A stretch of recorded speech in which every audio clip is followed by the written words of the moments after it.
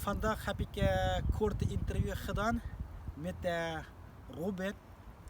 Robin is een student van de Utrecht Universiteit. Hij doet onderzoek naar de China en de Oeigoers leven in Nederland.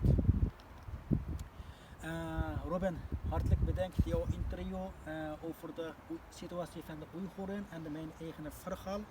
Kunt je kort vertellen over jouw ervaring? Ja, natuurlijk. Ja, ontzettend bedankt dat ik je mocht interviewen vandaag. Nederland heeft natuurlijk als eerste land in Europa nu de Oeigoerse genocide erkend. Een belangrijk punt voor de Oeigoeren. En voor mijn scriptieonderzoek aan de Universiteit Utrecht doe ik dus onderzoek naar de invloed van China op het leven van de Oeigoeren die in Nederland wonen. Want ja, Oeigoeren die in Nederland wonen hebben toch een ander leven dan Nederlanders die in Nederland wonen. Daarvoor heb ik heel veel gesprekken al gevoerd en dan ben ik nog steeds gesprekken aan het voeren.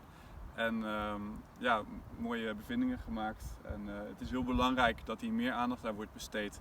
En het wordt belangrijk dat meer landen actie nemen om eigenlijk te zorgen dat Oeigoeren een beter leven kunnen hebben. Dus daarom ben ik blij dat ik voor jou vandaag wil interviewen. Dankjewel. Hartelijk bedankt. Assalamu alaikum hurmatli qarindoshlar. Bugun biz Utrecht Universitetining bir tadqiqotchisi bilan Uyg'urlar haqida qisqacha bir suhbat qildik. Bu suhbatda mana shu qum maydoni qildig'ini ko'rib turibsizlar. Birinchidan bu yer tinch, ikkinchidan har qatlam shu qum maydoniga kelib qolsam bir vatanning yedini purayman, taklimkonning yedini purayman. Bu shu qum maydoni bir kelgisi bor ekan, shuni birga kelib intervyu qildik. Rahmat.